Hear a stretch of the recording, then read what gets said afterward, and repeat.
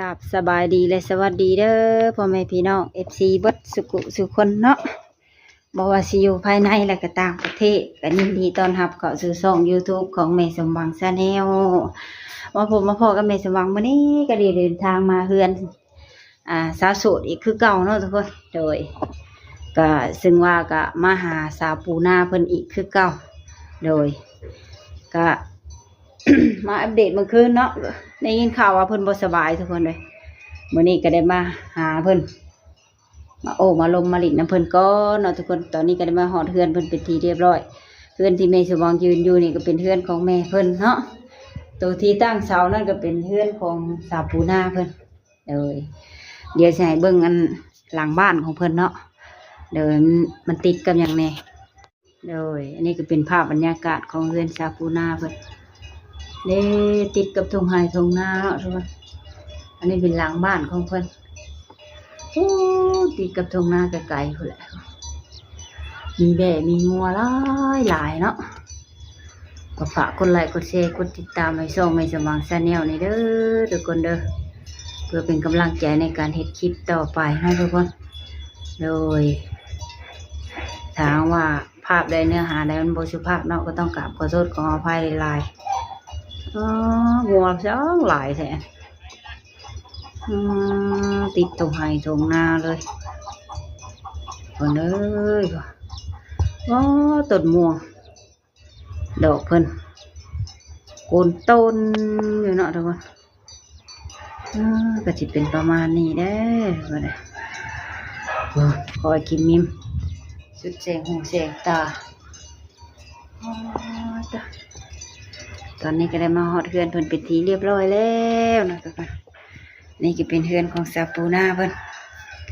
สมหวังก็ได้เดินทางมาคนเดียวสบายดี สาวโสดเพิ่นโดยสบายดีสบายดีอีกรอบเนาะ หลังจากที่ว่าเปิดใจไปแล้วก็บ่ได้มาถ่ายอีกเลยเนาะมื้อนี้ก็มาอัปเดตคืนตื่มอีกเป็นจังไดมีคนเซตคนคุยมาหลายอยู่บ่ก็พอมีคนถักมาอยู่แต่ก็ยังลงไปเรื่อยๆให้ได้เบิ่งก่อนว่าเป็นจังไดให้มันแน่ใจก่อนเนาะโดยเสื้อลายเป็นนมทั้งใดลายเป็นพิเศษทั้งไทยก็มีทั้งลาวก็มีจังซี่นะผู้เพิ่นอยู่เป็นผู้เพิ่นเป็นคนลาวไปอยู่ต่างประเทศก็มีจังซี่นะบางคนก็ว่าเอาลายนั่นแม่สว่างไปแล้วเนาะเป็นลายปลอมบ่ว่าน้องเพิ่นลิ้นอยู่บ่ลายนี่ว่าลิ้นอยู่บ่แต่ว่าบางเทื่อก็ลายแล้วก็เวียกเฮาแน่จังซี่นะเฮาเลยบ่มีเวลาตอบอันนี้ยินข่าวว่าบ่สบายบ่แม่วันนี้นอนเบิดมื้อกินยาแล้วก็เมื่อวานนี่แหละ FC แชทคืนมาว่าสิได้น้องคือบ่ตอบอ่ะนอนเบิดมื้อวันนี้ตะตุบตะโปบ่แม่บ่ได้ลิ้นเลยไข่ติแม่เปิดใจไปมื้อเดียวไข่ใจแล้วเนาะผู้บ่าวหลายจนสมัครบ่ตื่นเต้นเด้จากที่บ่เคยมีไผแชทมาเนาะวันนี้ก็มีติ๊งตังมาเลยผู้เจ้าโทรศัพท์จุดสมัครก็มีอยู่บ่แบบคุยถึกใจถึกหยังแน่แล้วก็พอมีอยู่เพิ่นถามถามเรื่องพ่อหลายกว่าจังซี่นะถามว่าเป็นจังได๋แบบว่าอีต้นพ่อดีขึ้นแล้วบ่จังซี่นะถามอาการของพ่อเจ้าโดยผู้เพิ่นจะซอยส่งยามาให้ก็มีบางคนจังซี่นะทางช่องข่อยก็มีผู้นึงว่าอยากส่งยามาให้ขอที่อยู่ในเด้อว่ะข่อยก็เลยบอกเพิ่นว่าทักไลน์มาว่าเดี๋ยวสิบอกที่อยู่ให้ว่ะแล้วก็จังสิเอามามอบให้เจ้าคันเพิ่นฝากมาให้โดยเพิ่นว่ายานี่เนี่ยดีแท้เพิ่นว่ารับรองเพิ่นว่าโดยขอบใจหลายๆยังบ่ทันเห็นเพิ่นทักมาอยู่โดยจักเพิ่นสิเว้าลิ้นเว้าอะลีน่ะชวนไลน์นี่แม่นตอบยังบ่ทันเนาะแม่นไลน์ของเจ้าแท้เนาะแม่นเป็นไลน์ของเฮาแท้ๆแต่ว่าบางเทื่อเฮาคาเวียกจังซี่นะเพราะว่าอีแม่ก็อยู่หน้าแล้วก็ไปส่งของกินให้เพิ่นแล้วก็ตอนแรกมาก็ไปซื้อน้ำกินบางเทื่อเฮาไปเอาร้านซอยเอื้อยเฮาจังซี่นะเฮาก็บ่ค่อยมีเวลา แล่นพุ่นแล่นพี่ คันมาบ้านคือว่าว่างเวียกแต่ก็บ่ได้ว่าง ว่าว่างไปหันไปหนีเนาะ แต่ก็ไปในเวียกเฮือนชานของเฮาเองเนาะ โอ้ย อาการของพ่อเจ้าตอนนี้เป็นจังได๋ซะ เพิ่นก็ย่างบ่สู้ได้นั่นแหละย่างบ่สู้ได้แล้วก็เจ็บแบบอ่อนๆแอๆหั่นนะ ไข้บ่คอ อันคอเพิ่นไข้แม่น คอได้ ไข้ คอศอก คอแข้งคอขาจังซี่นะ หัวเข่า คออันนี้นำ อืม แล้วโตเพิ่นกินยาลายเลยแล้วโตเพิ่นบวมหั่นนะ เดี๋ยวนี้เห็นได้ แม่นโตบวมแล้วก็ ม เวลาเฮ็ดหยังอันเป็นบาดหน่อยหนึงแล้วก็สิเป็นบาดเปิ้ขึ้นไปเรื่อยๆจังซี่นะ อืมแบบมันยังถึงแล้ว1กว่าบาท แม่น เพิ่นเป็นเบาหวานพร้อม เป็นเบาหวานนำ กินยาหนึงบัดกะเลดพิษยันพิษอันหนึงอันแน่ แม่น หากเพิ่นก็อายุหลายบ่ อายุ60ปลายแล้ว อืม60ปลายบ้านเฮาก็เฒ่าเติมเนาะบ่ขออนุญาต เพราะว่าเฮ็ดเวียกเนาะ เฮ็ดเวียก บ่คือบ้านเพิ่นเด้50 60นี่ยังสำบ้านเฮา30 40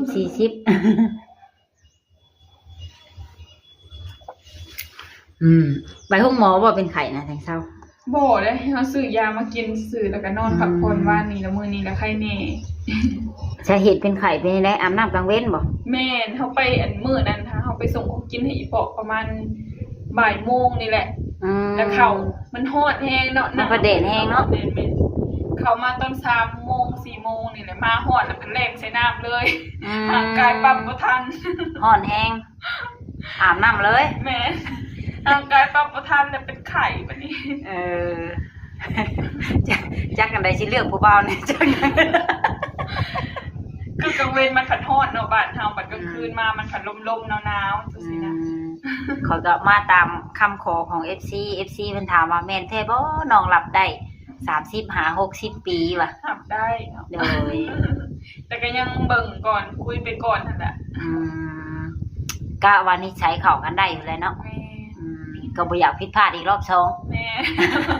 เอาแล้วก็อยากมั่นคง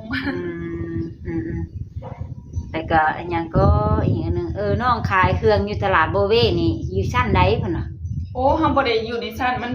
อันทั้งเทิงค่ะมันสิเป็นตึกแล้วก็เป็นโรงแรมแต่ว่าเฮาสิขายทั้งลุ่มหั้นนะ อยู่ ทั้ง ชั้น ลุ่ม ล่าง มันสิเป็นห้องแถวแม่นมันสิเป็นห้องแถวเป็นตึกขึ้น สำหรับภาษาบ้านเฮาอยู่ชั้นหนึง อันมันบ่แม่นชั้นหั้นนะ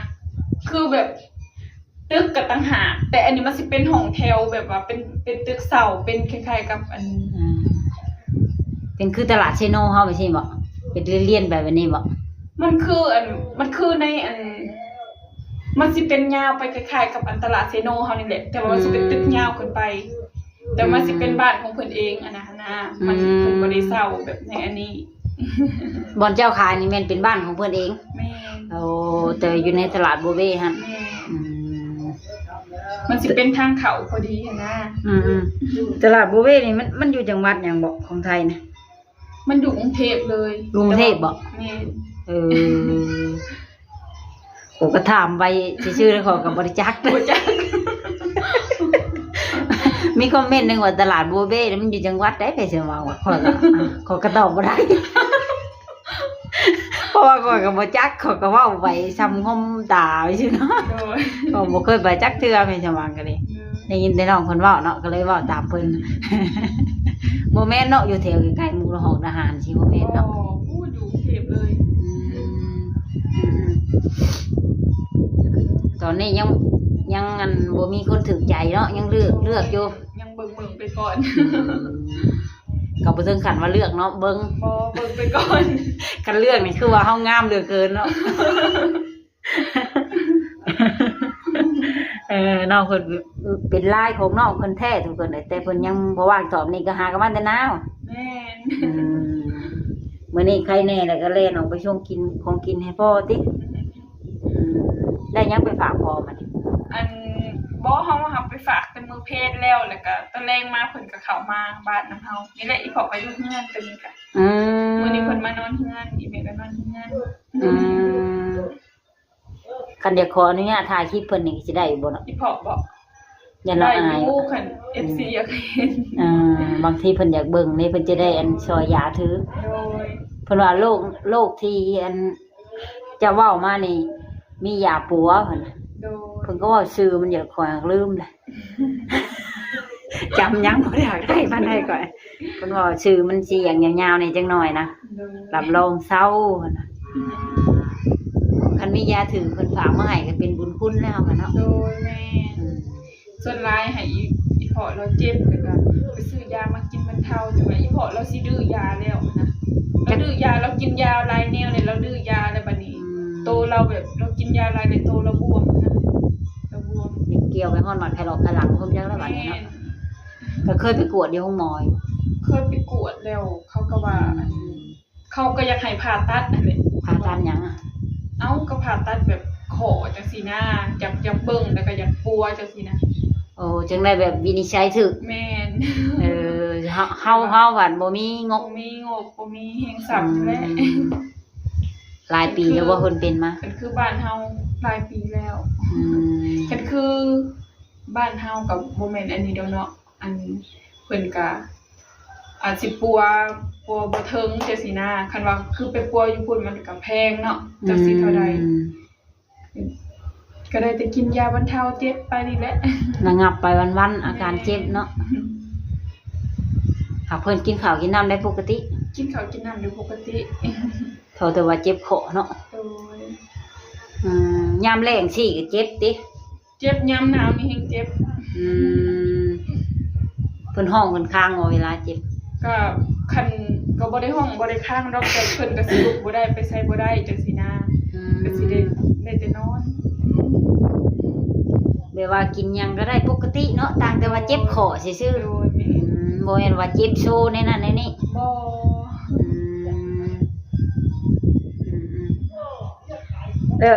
ก็มี FC อีกบางคนถามว่าโอ้ยมันแบบว่าน้องมาตลาดโบเบ้เด้อสิไปเที่ยวนํเพิ่นว่า โดย น้องอยู่ชั้นได้อยู่แพงได้บ่จังว่าเด้อว่ะ ห้องแถวเด้อบ่แม่นอันนั้นบ่แม่นตึก หากก็บ่ได้มีชื่อห้างบ่ นี่ หักบ่กล้าเว้าเนาะ แม่น มันบ่แม่นห้างของเฮาเนาะ แม่นกันไปพุ่นจังว่ากัน คันอยากจักซื้อห้างนี่แม่นหลังไม้เนาะทุกคน แม่ มันบ่แม่นห้างของน้องเพิ่นบ่กล้าเว้าออกอากาศเนาะอยากฮู้เลยแม่นทักมาถามส่วนตัว ตอบเบิดคือไลน์แล้วบ่จักมื้อนี่ อันกับบางรายเฮาตอบเบิดกุลายแต่ว่าบางเทื่อมันก็สิซ่าๆแหน่ พิมพ์เป็นอยู่เลยว่าภาษาไทย เป็น แต่ว่ายังบ่ทั่วบ่ถึงคักเนาะ โดย หรือว่าไลน์อะไร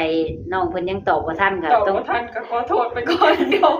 ยวจะไปไล่ตอบ ได้ยินแล้วบ่ FC เอ้ยเนาะช่วงมาถามแม่ชวางก็เป็นจังได๋ไลน์ปลอมบ่เดี๋ยวนี้ข้อยก็ว่าโอ้ยน้องเพิ่นไข้ว่าน้องเพิ่นบ่สบายว่ะวันนี้ก็ว่าสิมาถ่ายคลิปเพิ่นอยู่ว่านอนตาตุบตาโปน้องเพิ่นบ่ไหวว่ะ บ่ไว้ใคร เคยอยู่เมืองไทยเนาะมาพี่2มื้อไข้เปลี่ยนอากาศเนาะ แม่นเอาตากแดดลายแล้วก็มาอาบน้ำเลยนะห่างกายมันปรับบ่ทันแล้วก็ไข้ เพราะว่าแต่เฮือนหาหน้านี่ก็7กิโลเมตร แม่น 7-8 กิโลก็แหละ มันเป็นทางลกซอกเล็กแซกแล้วเนาะไปตามป่า แม่นก็ทางแดงแบบทางเขามาเฮือนทางนี้แหละ ทางแบบบ้านๆทุกคน ทางเอียงก็จะเอิ้น ทางลูกลัง เนาะ ทางดินแดง ทางดินแดงมันสิมีบ่อนโน่นแน่มองโกลแน่ แม่ กันยามฝนนี่ก็อย่างยากเนาะ แม่นทางเขาเฮือนนี่ก็ให้ยาก เป็นโลงเป็นขี้ตมยังบ่แม่นทางคอนกรีตทุกคนเลยได้บ่ไปเบิ่งพ่อ ได้ ปะพา อัน ไป ให้เรามาผิดก็ได้มันมืดอยู่ใน โอ้โดย เดี๋ยวเฮา เลยสิได้ขอตัวกลับบ้านเลยทุกคนเอ้ยทางเมื่อกับผ่านปราสาทส่งปราสาทพุ่นเนาะว้ายผู้เดียวมาผู้เดียวกลับบ้านก่อนน้องปูเป้เพิ่นน้องปูนาเพิ่นก็เข้าบ้านเลยเนาะเลยค่ำแล้วก็โอเคเนาะทุกคนสำหรับคลิปนี้ก็ไม่สว่างก็สิได้ขอจบคลิปไปเพียงเท่านี้ก็เด้อทุกคนเด้อโดยต้องกราบขอบคุณ FC ทุกท่านที่เข้ามากดเบิ่งกดชมแต่ต้นจนจบเนาะก็ขอให้ FC ทุกท่านจงอยู่ดีมีแรงสุขภาพเข้มแข็งอายุมั่นขวัญยืนเนาะ โดยความเจ็บบ่ให้ได้ความไข้บ่ให้มีให้หั่งให้มีให้ร่ำรวยๆเฮงๆรวยๆขึ้นกว่าเก่าเด้อทุกคนเด้อโดยสาธุเนาะก็สำหรับคลิปนี้ก็สิได้ขอตัวลากลับบ้านก่อนบาดนี้เนาะใกล้สิค่ำแหละแต่เว้นตกดินแล้วทุกคนในมื้อนี้ก็เดินทางมาคนเดียวโดยก็ไว้พอกันใหม่ในคลิปหน้าเนาะทุกคนถามว่าคำเว้าคำจาใดเว้าบ่ม่วนเว้าบ่ภาพใดบ่สุภาพก็ต้องกราบขอโทษขออภัยหลายๆเด้อทุกคนเด้อโดยก็ไว้พอกันใหม่ในคลิปหน้า ส่งเทื่อเว้าเลยสำหรับคลิปนี้ก็สิได้กล่าวคำว่าสบายดีบ๊ายบาย